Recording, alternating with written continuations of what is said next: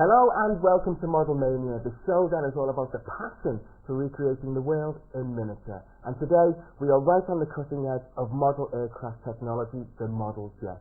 And here's a man who is the pioneer of the hobby in this country, Mr. Roy Lever. Roy, nice to meet you, Terry. Welcome to the show. Isn't it good? Yeah? So everybody has their favourite, but for you, Roy, why the passion for jets?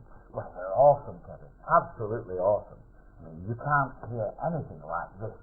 This happens to be a pulse jet, like it was used on a V1. A lot of people remember the V1s, but this is a little miniature version. Now, is this one of the engines from your Vulcan? It is indeed one of the engines from the Vulcan. Yeah. The Vulcan has 4 of them. What is it? But it carries like 1,000 motorbikes, so you can't help but being passionate about something like that.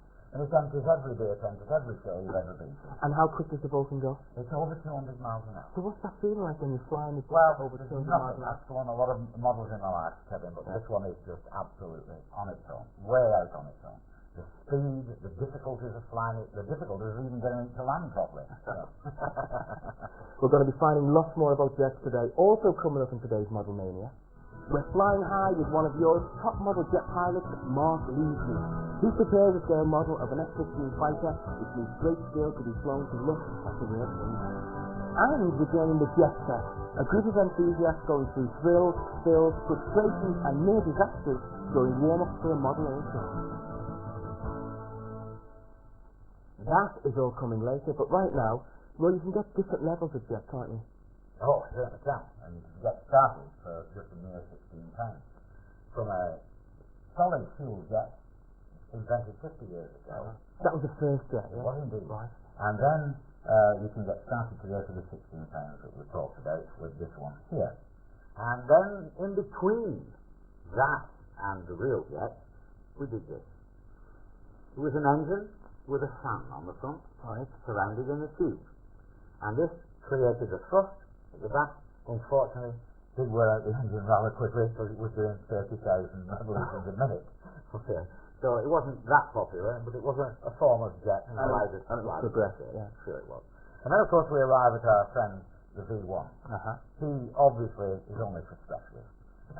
She's a flame out the back, 6 foot long, very dangerous. You've got to know what you're doing. You've got to know what you're doing. But nevertheless, a passion because it makes a lovely noise. And this is actually the front part. This is the bit that does the business. Okay. Yeah. Here we can see the actual valves, which are made out of very fine steel, and they oscillate like that, and of course burn a litre of fuel every minute. So it's pretty expensive at the present price of the petrol. A litre of fuel every minute. Every minute. And of course the Vulcan has 4 of these. So that's 4 litres of fuel every minute. It's very expensive. Too expensive to fly for this show anyway. Okay. And the latest and newest? Now the latest and newest is the Jet Cat, which is a pure turbine, scaled down turbine, and we'll be seeing that outside because in here it was without start that one. Well, as long as we can see it, I don't mind. Well, so we're going to be seeing the oldest and the newest up and running. We are indeed. Lovely stuff. Like I said, that is all coming up later on. But right now, it's time to join Mark Leasley. He is Europe's top model jet pilot, and he's the sort of bloke that is, and always has been, obsessed with being in the air. The cruise speed of this aeroplane is about 75 knots. Not particularly fast, just a good fun toy, but not in the same league as the Bandit, which is the model turbine jet that I fly, as a demonstration model. I started flying at 7. My father got me into flying, and it's just progress. You know, I like the buzz of it. I like flying the model in front of thousands of people as a showmanship thing, and I like taking people for pleasure flights in this, you know. I just love flying.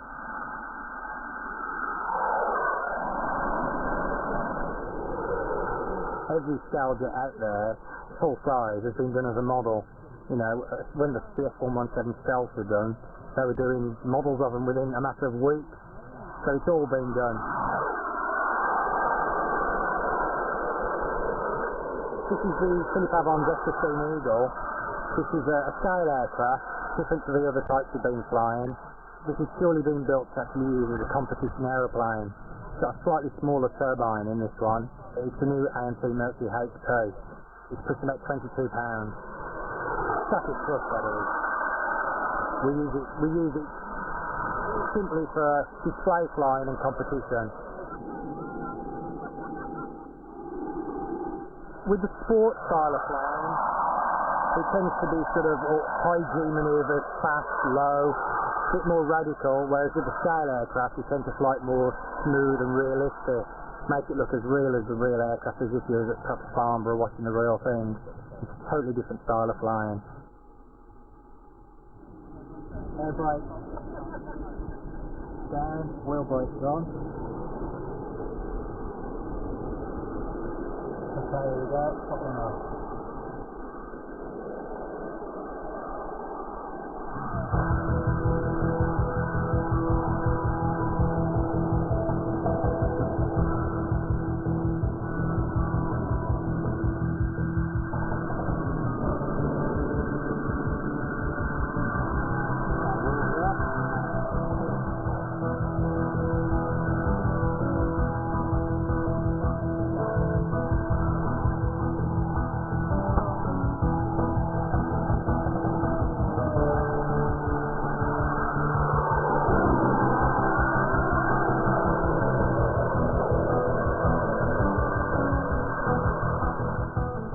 Any wobbles in, you've got to hold a straight line. It's very smooth manoeuvres. It's just got to be totally precise, really precise.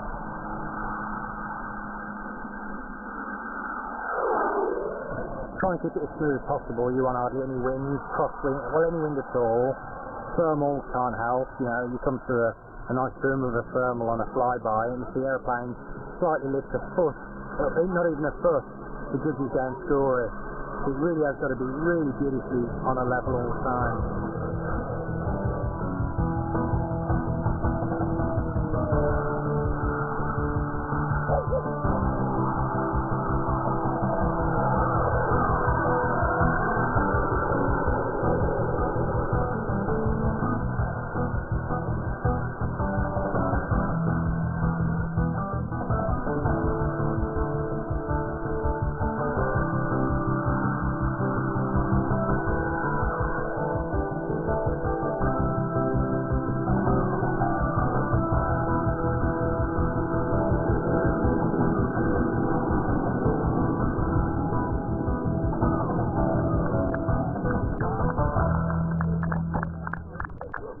Now, if you feel you're not quite up to Mark standards, there is a very simple way of getting up in the air by jet propulsion, and I think it's all in metallics, right? Funny enough, Gary, you're right as usual.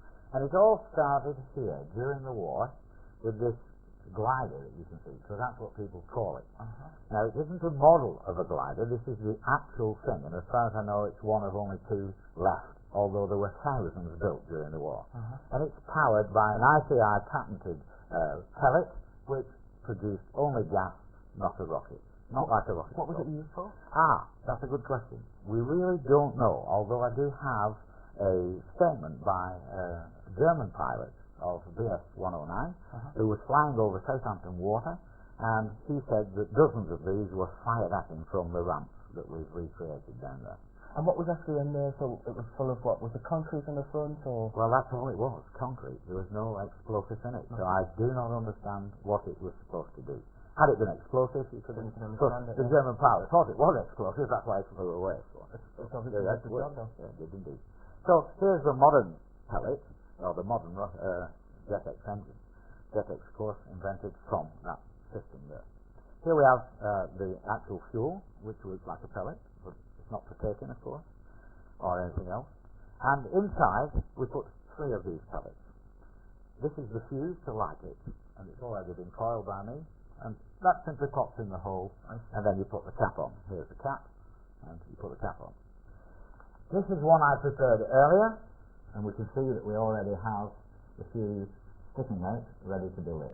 So how many pellets would you actually put in there? Oh, you can put 4 in, but basically you'll only normally put 3 in, otherwise you'll lose the model. How long will the pellets last? About 10 seconds each. Right. Which doesn't sound long, but it gets the airplane to a height of 100, 200 feet easily, and it glides after that. And you get 3 like you're up in the air. You do. And this is a scale model, so it was able throughout the 50s to be able to power scale models, scale cars, scale boats. Everything was jet powered, because it was the jet age, of course. So it was a very, very successful system. Unfortunately, it fell into disrepute one way or another, because the company that made it originally went out of business. So here we are, all we have to do is like this and we can give a demonstration. Would you like that? Yeah. Because being me, I'd like to do it by magic. Oh, dear, didn't like. Oh, it looks like my light is gone. It's alright, I'll do the honours, Roy, don't worry, don't worry. Thank you, sir. Just teach me that later. I will, yes. Hopefully I can set it off. There we go. Well, yes, that's not so bad. Can you light it? That's the important thing. There it goes, and you wet your fingers like that. This is a real good idea. And as you can see, it's automatically running well. All ready, Kevin? Get hold of it. You can feel the pressure on it, Kevin. How's that? That is amazing. And you're soaring up in the blue, Kevin. What a pilot. Anybody could do that. Anybody can do it. Yeah.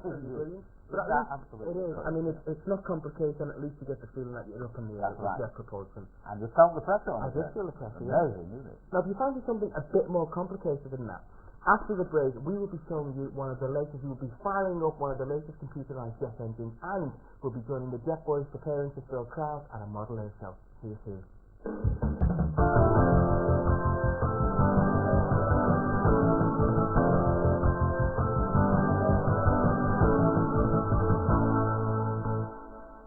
Welcome back to Model Mania, the show that compels people to recreate the world in miniature. And on today's show, we're concentrating on the model jet. Now, the next demonstration we couldn't do in the workshop, so we've sent Mr. Roy Lever outside to prepare to fire up the very latest in computerized model jet technology. And trust me, it's not as simple as it looks. Because Mr. Roy Lever is a professional, but I can tell you that the jet business is as frustrating as it is exhilarating. As we found out when we went to meet a team of model jet pilots preparing for an air show. Take a look at this.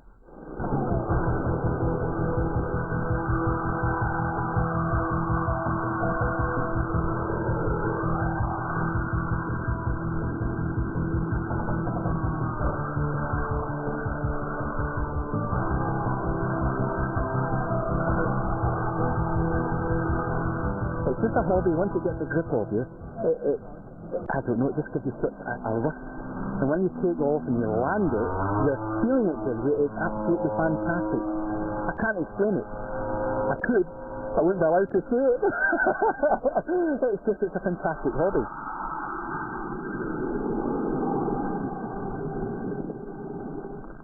It's expensive as much as you want to invest in the hobby. You can start off with a basic trainer and you can invest £300 and you can get flying model aircraft. And then once you get advanced, the sky's the limit. You can outlay anything from 15,000 to 20,000, depending what size of model you want to buy.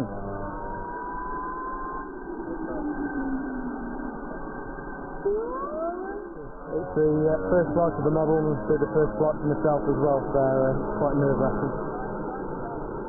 Because there's a lot of expense tied up in with the model, borrowed money to actually pay for it. So fingers crossed and hope for the best of it. It's taken about 12 months to get to where it, to this stage now. I hope it's all paid off, with the preparation and everything.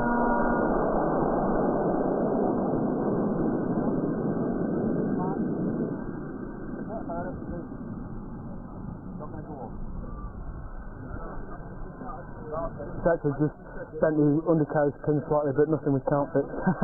And then Mark's going to have another go, all being well. Look on the bright side, airframe's in one piece there. With modelling, you're always learning something. I've been doing it since I was 4-year-old, I'm 70 now, so I'm still learning all the time. You've never started? No.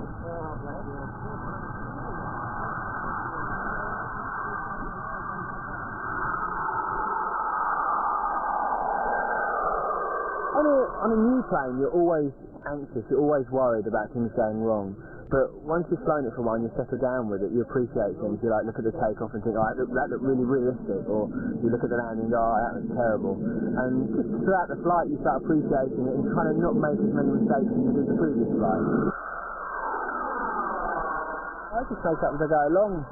I tried doing routines, but I always forget them, so I just make it up. There's always advancing, there's always something new to do. You're always trying to develop something else, and there's always new developments coming along that make things more interesting. there's a mystique about them. It's the sound. They're the closest you can get to the real sound. I mean, the propeller planes obviously they sound like a propeller, but nothing like the real engines. Whereas the turbines are exact miniatures, and it's just such a buzz hearing them as well as seeing them fly.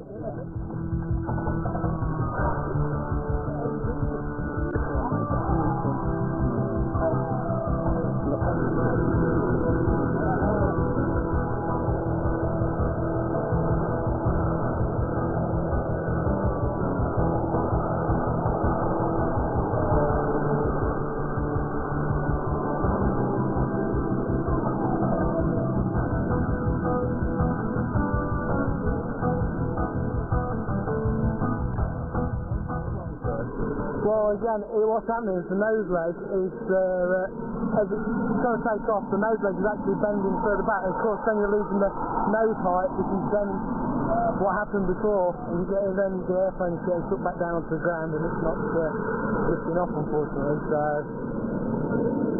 back to the drawing board. Have another go and see if we get fixed before we go home today.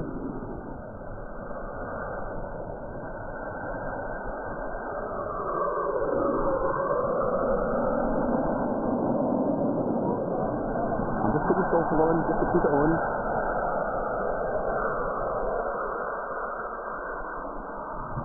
Bring it down. Put the power on now.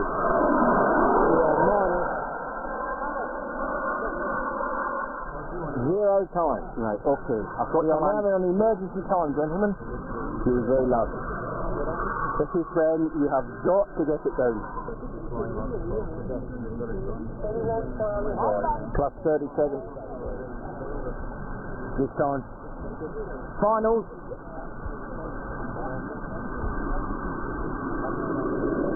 Well done. The eagle is landed.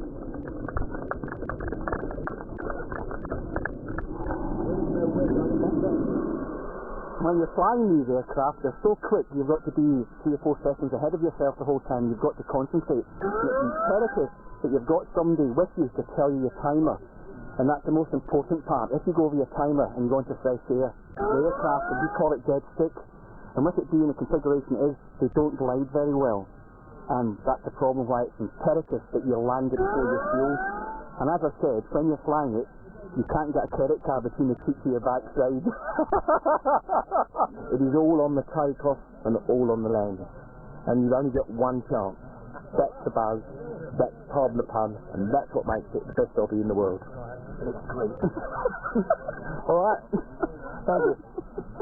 Some of us are so poor we can't afford shoes. I've been down in Birmingham to see if we can match up a set of undercarriage to fit to get it airborne, but unfortunately I haven't got any. And nobody's been round all the stalls here, and nobody's got any undercarriage to fit, so that's it, I'm afraid. It's been an absolute nightmare of a day today. At least you can laugh about it, I suppose. Poor bloke, it's taken him a year and nearly £7,000 to get that jet up in the air. Anyway, good luck, mate. But despite that, Mr. Lever, things have got easier, haven't they? Very, very much easier, Kevin. So easy, in fact, that even I can do it. What about me? Well, maybe after my demonstration, you might be able to do it. Okay. Because this we're looking at today is the jet cat, and he is the most computerized, self-starting, everything you can think of. Everything is done by computer. Everything is done by computer in here. The starting. The starting, the flying, even the cooling. Really? And this is an absolute replica of a full-size jet engine, working in exactly the same manner. Runs on kerosene, that's lamp oil to use, and a bit of oil from the car. No, it's not. It's special oil, of course. It's turbine oil, but nevertheless, it is so simple, I can be flippant about it. Okay. And to get started, Kevin, all we have to do is remove this canopy, this very nice canopy with the pilot in. Wow. And in there, of course, you can see it all. But all you have to do now is switch it on. You're trusting me with switching it Only on? so far. Because here I have Mr. Computer, and if you do something wrong, he'll look after me. Right, okay. Switching it on now. There we go. Buzz, buzz. And you see here on the display, it tells us the temperature and 0 revolutions a minute. RPM stands for revolutions per minute. Right. Okay? So everything that's going to happen is going to be controlled We're by going to that. see it on there as Right. well as the engine. We'll hear the engine, of course, more than see it. And the first thing I do is to turn this little trim here forward.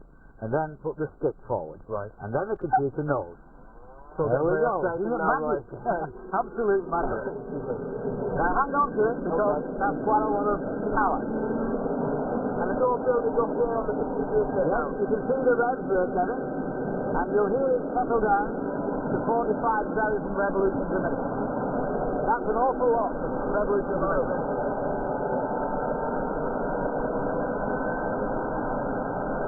Isn't that great? You can hear it now.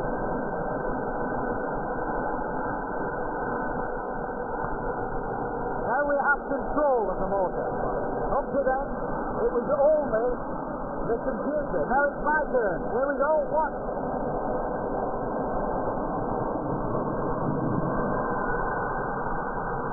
Hold on, Anthony. Okay, come down. Now that really got you, Now you can see it cooling down. We're going to switch it off. Okay, we switch back, and down it goes. So it goes up to about 45,000 revs and then you take over. That's right.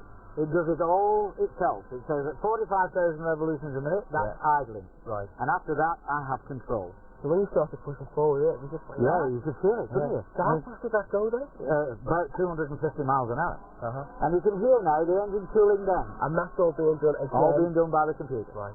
And it keeps those cooling. In fact, you can see the reading there, that it's over 100 C, and it will continue to cool it until it's below that. Right.